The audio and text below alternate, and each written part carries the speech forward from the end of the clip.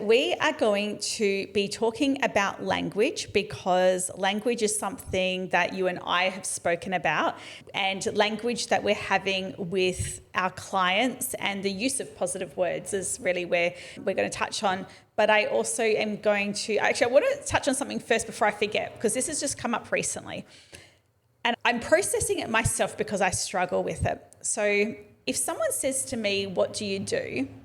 I would say, I'm a property manager. But I'm actually not really a property manager because I don't do property management day to day, but that's how I refer to myself. Yeah. And I had someone in here doing her podcast. She was from a different industry, and I hadn't met her before, and we're just talking, and I said, "What do you do?" And she says, "I'm a business owner and investor."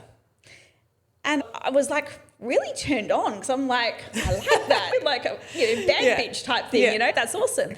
And she actually is an accountant, and she also owns a car auto shop. And she loves business. She loves resi property. She loves commercial property. She's investing big. Really cool to listen to her. But I said to her, I'm finding this really interesting because I'm a business owner and I'm an investor, but that is not how I would have introed myself. And then that got me thinking, why don't I use those words? It's very true, isn't it? And it's really interesting that you say that, because I had this exact same thought, but I was filling in a form and I had to put my occupation, and I was like, do I write business owner or do I write property management or do I write real estate? I actually wrote property management. I write property management too. That's what I do. Yeah. But I actually stopped and thought, I don't know if that really is accurate, because yes, I have a business focused around property management, but I'm not actually a property manager on the day to day. Yeah, I'm qualified to be a property manager, but I'm also a qualified sales rep. Yeah. But I don't do that. So I think if people ask me what I do, I generally say I'm the business owner of a property management company. Yeah, okay. But again, that's a big mouthful. It's a lot of words. Yeah, a lot of words. Yeah. Business owner and investor sounds really cool.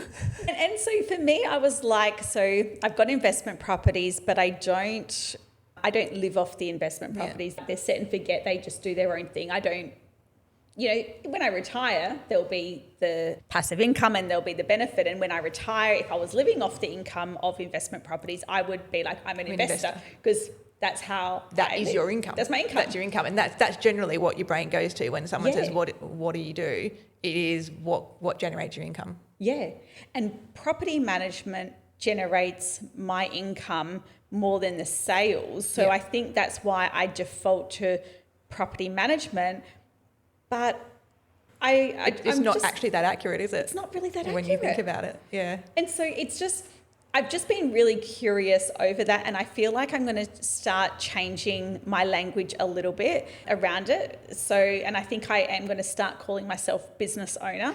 And even I went to a networking dinner last night, and it was with a great group of ladies from Perth, and I was, in my mind, I didn't say it, but how I was processing it was like, I could say that I'm a podcast studio owner. But I don't, but I could. And why am I not using that language? And I think this is the interesting thing is it may depend on what context you're in. So if I'm at a BNI meeting, for example, and we have a visitor and they say, what do you do? I'd say I'm the business owner of Pearl Property Co. Mm-hmm. We're a property management company. But if you're at an event that's more casual, but you're still networking because you're not necessarily there with friends, you would maybe say, I'm a business owner. And that then leads to them to say, oh, what sort of business have you got? And it keeps that conversation going. If you give too much away right up front, it could potentially stunt that conversation too. Yes. So the language is not just about identity, it's also about communication. Yes. Yeah, absolutely. So then if we go to the next layer, which is property managers, and we've talked about this a lot. If you're a property manager and someone says, who are you? I'm a property manager. And when we say that to someone, unfortunately, those words negative connotations. Negative. And then nothing's worse when someone goes, I was one of your tenants. Like I cringe. I'm like, oh, was it good or bad? And they're like, it was good. I was like, hey, thank you. But you naturally do that as property manager. And we need to start calling ourselves out and each other. And I need someone to call me out when I do it as well, because it's really hard. But to stop saying I'm a property manager. Yeah. What are you? I look after investors' properties, or even that sounds better. Yeah, 100%. And I think we're our own worst enemy because we downplay the value and the importance of what we do. And then I got an email when I was stepping into someone else's folio, and the email came in and it had investment asset manager, something like that. Yeah.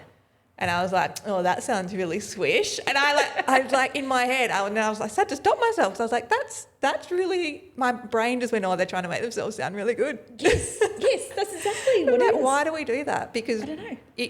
That literally sums up what we do. Yes. Very nicely.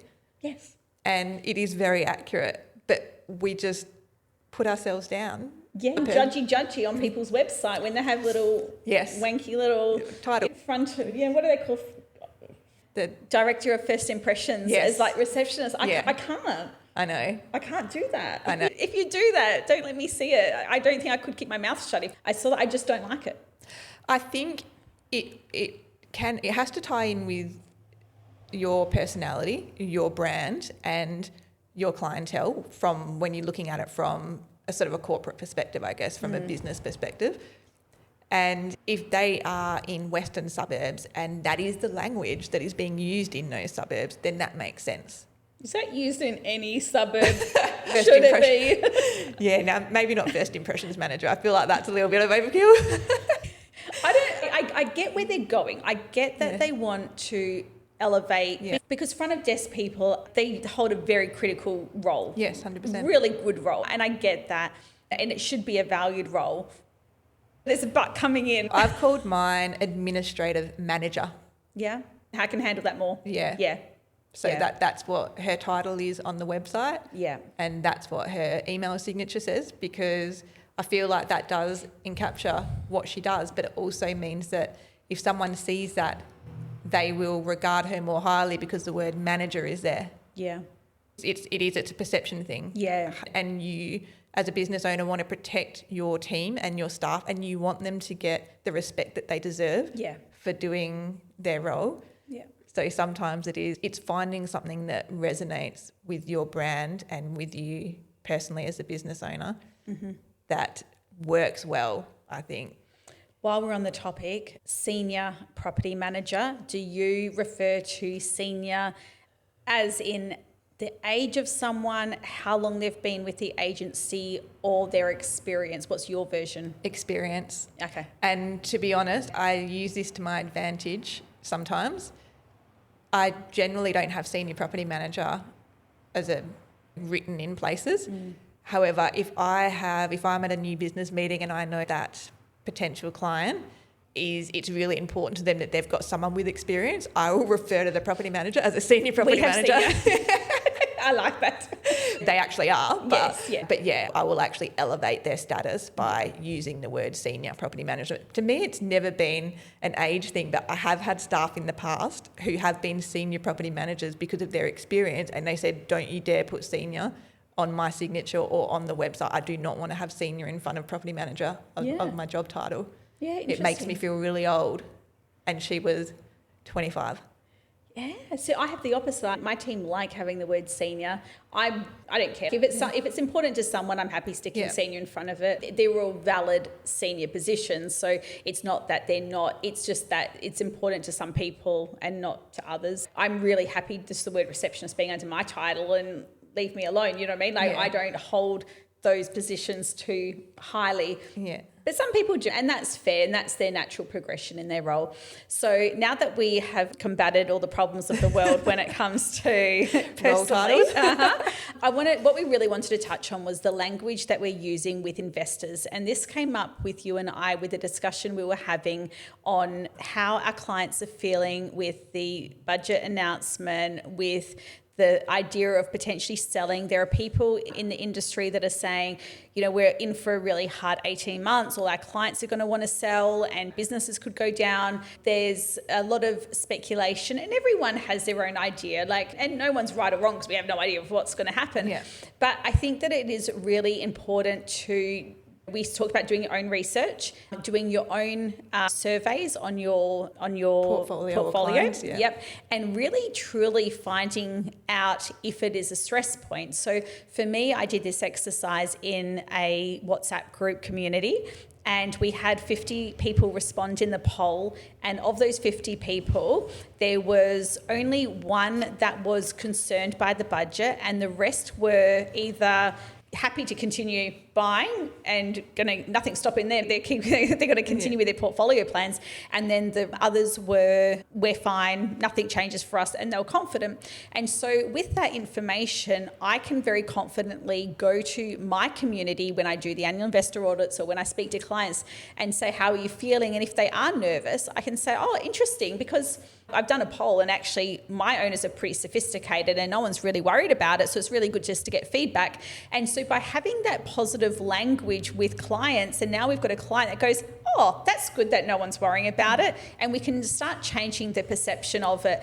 And it's not lying. It's not saying that the world's going to end and trying to be positive about it. It's really personal. So for me, that's how I've dealt with it. So I actually haven't got really any owners that are concerned by it. And if they are, I just assure them, that's interesting because none of my other clients are, and keep that positive spin. So how have you found that experiment? Did you end up doing a survey? I did, yeah. Great.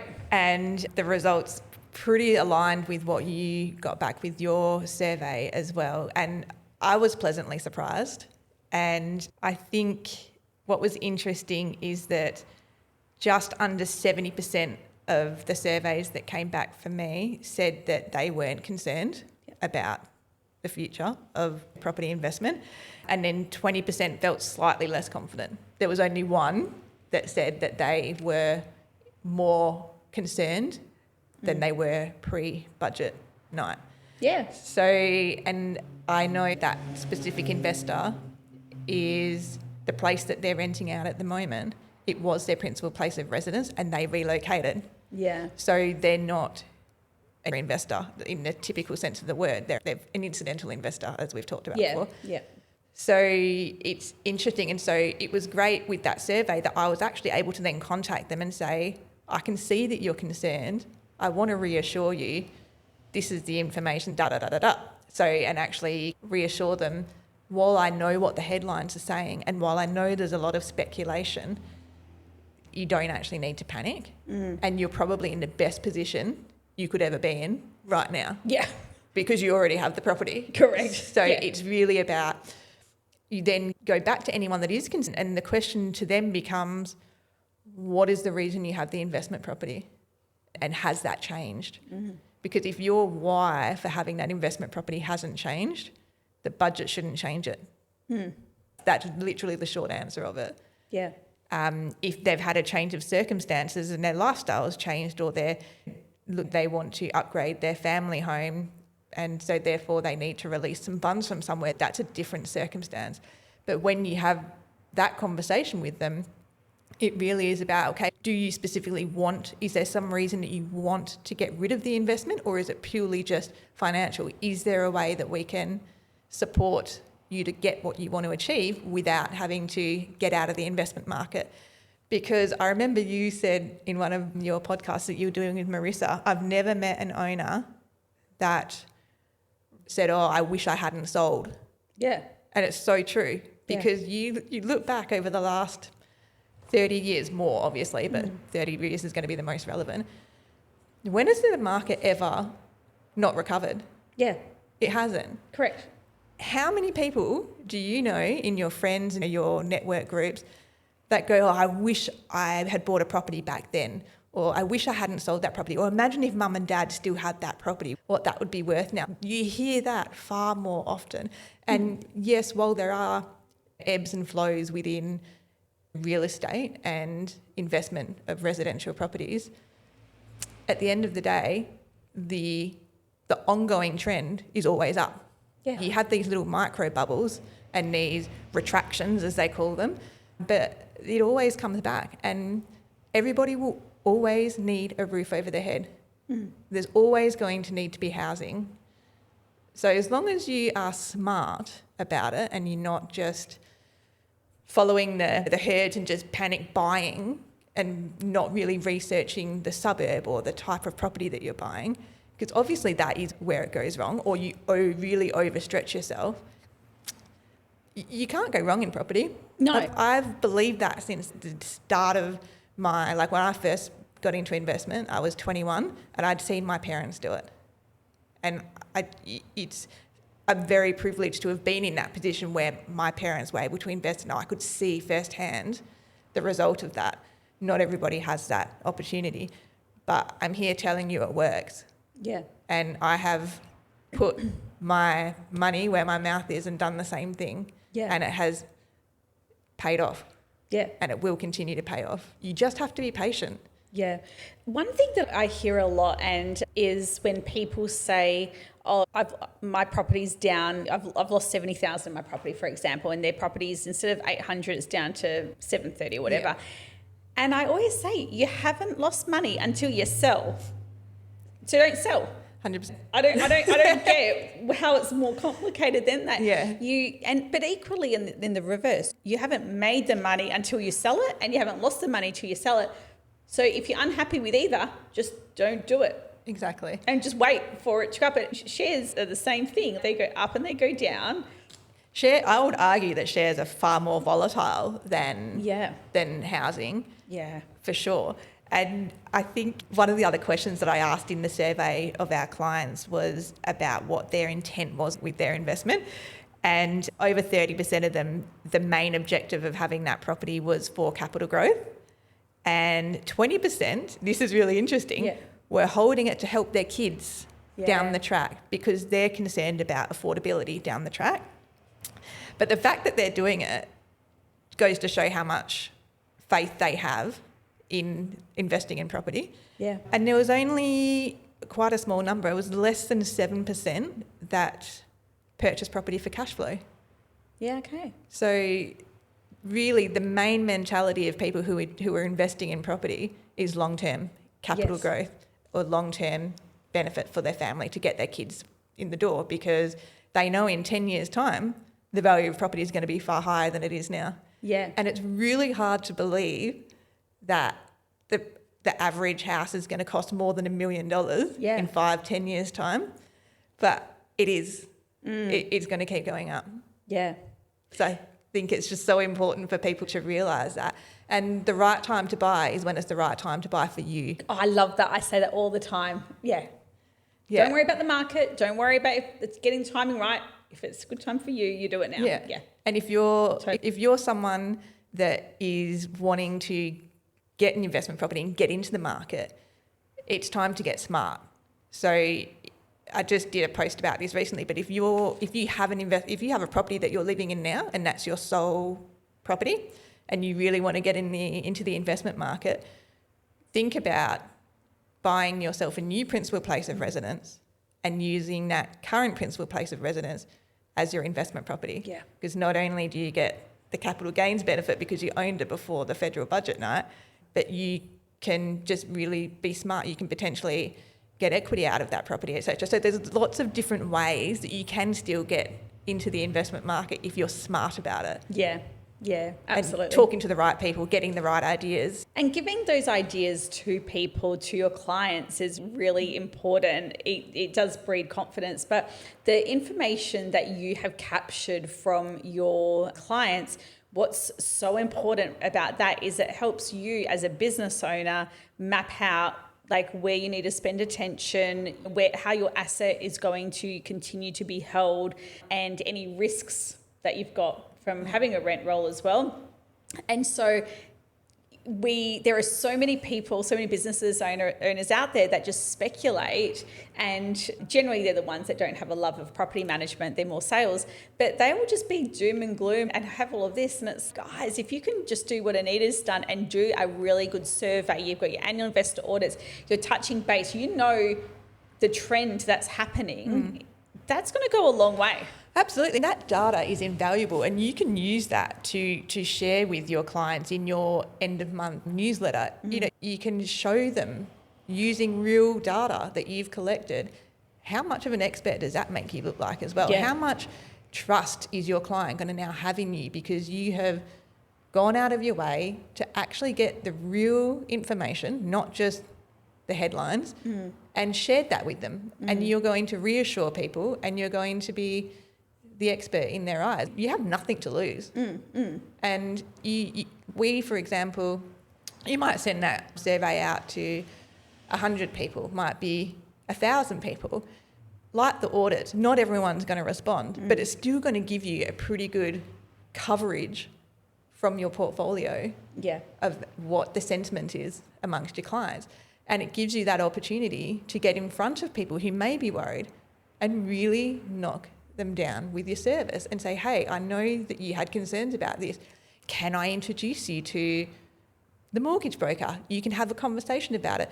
Are you concerned because, are you worried about interest rates? You know, can we support? It's really about trying to find a way to genuinely help them succeed on their investment journey. Yeah.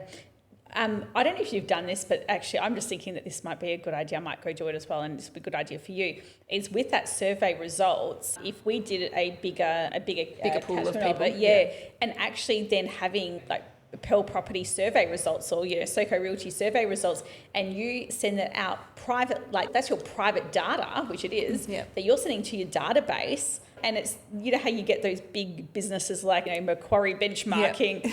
Why can't we have Pearl Property benchmarking or Soco Realty benchmarking? Yeah. Why can't we do that? We can. We can, absolutely. Yeah. I'm going to stick that on my to-do list. Yeah. And then you put that out to your clients. So, because the thing is that if we don't be vocal in the media and share all of those actual, because they are actual surveys and case studies, the only thing people have to rely on is the media. 100%. And the media is so generic, it's not specific for your market, and your market where you are is different to my market. Absolutely. So, but your data is going to be relevant for your clients. My data is relevant for my clients, but probably not for yours. So it is very purposeful in that micro community that we need to get better at. So I think I love chatting and coming up with ideas like that. It's good, isn't it? Okay, because I'm going to take from yours.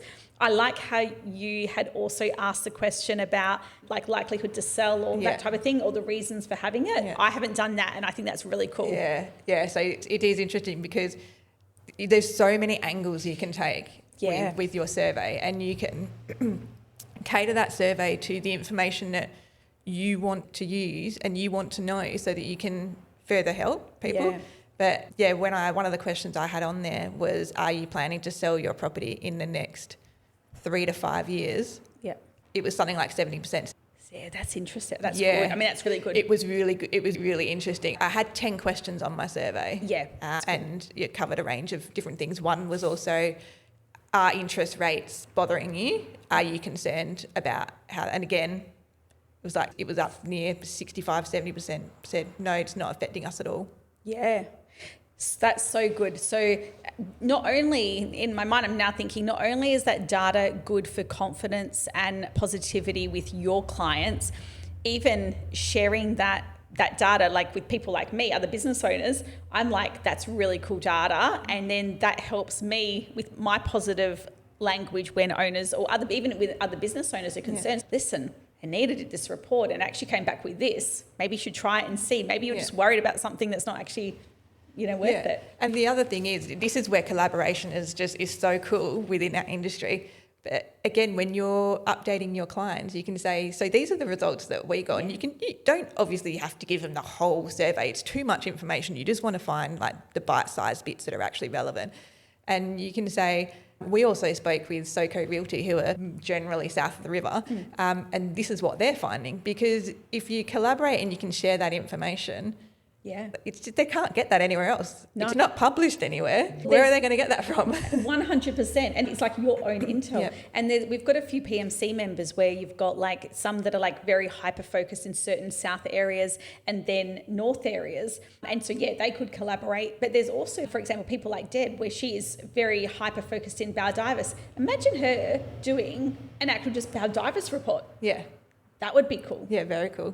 Yeah. and really useful information. And because Baldivis is one of those areas where a lot of over East investors have bought into. Yeah. Am I right? Because I don't go down south. So it would be really, really, really fascinating to see where they're sitting with that. Because it's really been probably the big growth in Baldivis, would say the last 24 months maybe, like post-COVID, but post-COVID. It's been about 24 months where the growth really happened down there, isn't it? Yeah. So it'd be fascinating to see where the sentiment is now, that we're in this kind of spot where we're at. And then again, you can do another one in 12 months' time. You can just keep doing them every 6 or 12 months. And this is how you can really get a feel for what genuine emotions and genuinely what people are feeling about the market. Yeah. I'm loving that. Yeah, I'm gonna it's very cool. Working that out this afternoon. Yeah, really good. And so this is what we just want to recap on, is the positive language, knowing exactly whether you are just speculating something based on the media and based on like your own opinion, or are you actually researching your clients? Are you actually worried about something that's not a problem, and are your clients worried about something that you're not seeing in the investor market? That's really ultimately what we're trying to say to do. 100%. Drawing back to that language, that point about the language, it's not about discrediting what your owner's feeling or shouting over them with your opinion. Yeah. It's just delivering facts in a way that is direct but also positive. Yeah. It's when every negative has a positive, right? So what's the negative, and then how do you share that in a language that's positive? So it's not, you're not saying, it's the same as me saying 70% of my clients said that they're not going to sell in the next 3 to 5 years. What are the other 30% saying? So that's like the perfect example of how to use the language. And when you're talking to clients about adjusting the rent, we always say we need to adjust the rent. We don't ever say we need to drop your rent, we need to reduce your rent, we need to increase. It's adjustment. The language is so important, and particularly in this era where I think language has potentially got a bit lost with all the exposure to the internet, to AI, with social media, shorthand, text and everything like that. I think language, using the proper language and positive language, is going to make you stand out as well. And not stress people out. We don't want to stress people out. No. Okay, so last thing for you. I have got these conversation cards, and the conversation cards are not anything industry related. They're very, what's the word? They're deep questions. That's the best way I are. So I'm just going to pick a random one out. I did these a while ago, so I have no idea what the questions are. And every time I have one, and I always go, oh, that's a good question. So the question I love when I feel like a tarot reader. You just pick something out and you're like, this is appropriate. Yes. But every time I do it, they're appropriate. I think they're just really good questions. They're appropriate for everybody. My question is, to finish off, where do you feel most like yourself? Ooh, do you know what's really interesting? I have multiple facets of myself, and so it's very difficult to answer just as one, because I definitely feel like I have a work personality, I have a family personality, and I have a friend personality. I'm still all me, but the persona of me that is more present when I'm in those different circumstances changes, if that makes sense. So when I'm in a work environment, I'm quite direct. I am a lot more professional, obviously. I am more confident because I know what I'm talking about, and I don't necessarily think everybody is my friend. When I'm in a social environment, I think everybody is my friend, and I want to talk to everybody, and I'm not trying to be professional. I'm just genuinely trying to connect with people. And then when I'm at home and I'm a mother, that's usually when I'm just scrambling the most, because I have some days feel like I have no idea what I'm doing. And there are days where I feel least like myself when I'm in that role. I'm like, great, I'm at work, I'm confident, I know exactly what's going on, I'm running the business. And then you go home and your kid comes home and says something's been going on at school, and you're like, I have no idea how to handle this. What am I meant to do? So it depends when you catch me as to... Where do you feel that you thrive the best? Would you say that you are a better business owner or a better friend? And I'll just say it, so before you do, I'm actually not a great friend. I'm a good business owner, but I'm not a great friend. I'm a good friend, but I'm not a friend that's going to say, hey, we haven't seen each other for so long. Let's go out and have coffee. I'm not, like, I call you if I need something. You call me if you need something. If we haven't needed anything in the last 3 months, we'll catch up for dinner. But it's very, like, I'm Yeah, I know what you're saying. Stereotypically, like my sister, she would be a good friend because she's always just checking up on people. You know, when you just get people that check up and call, I haven't spoken to you for ages, what's going on? She's great at that. I used to be like that. I'm not, I used to be like that in my late teens and in my 20s. I'm not like that anymore. No. I think because business is so consuming and when you love what you do, it is all consuming. So to answer that question, which pretty much answers the first question you asked, probably when I am a business owner, when I'm wearing my business owner hat, that is where I really feel like I'm in my element. But not when I first had the business, not 7 years ago. No. So it evolves. And I think this is really important. It's a great question because it is important for people to realise that your life does change and things do evolve and you change over that time. So just because you're not the person you were 5 years ago, it doesn't mean you're worse. Just because you're not as good at maintaining friendships now, it doesn't mean that you're a bad friend. It just means your priorities have shifted. So I think, and no doubt that's going to change. Again and again. True, that's very true. I was in the office the other day and I've been doing a bit of travel and I love meeting new people. I love networking. Like I love in the moment all of that. But when I came back and I could just sit at my desk in the office with my team, that was like, it feels so good just to be back because my team have been with me for a long time. So they're like a little mix of family and friends. And that was like my most comfort. That's all I wanted to do. I just want to be in the office around familiar faces, trust, banter. You know what I mean? That was like my whole comfort zone. So, it's really interesting. That definitely makes sense and it does resonate. Because I have recently thought, because I haven't done a lot of travel. I lived in South Korea and I had my second child there and we were there for 4 years. And we came back in 2017 and on the plane coming home from South Korea, I said to my husband, I'm not getting on another plane for 5 years. Until the kids are both past 5, you're not getting me on another plane because we had done quite a lot of travel with young kids and my husband is not a good traveller and it was so stressful. We didn't get on a plane, but it's funny because in that time, obviously my priorities shifted. We bought a business, I had young kids, lots of things changed. And I stop and I think, would I change that? Do I want to go travelling? I love seeing everyone else's travel photos on Facebook and I love hearing about what they've done. And I go, I want to go. You have that immediate FOMO, right? And then I stopped and I was like, do I actually? I was like, no, I don't.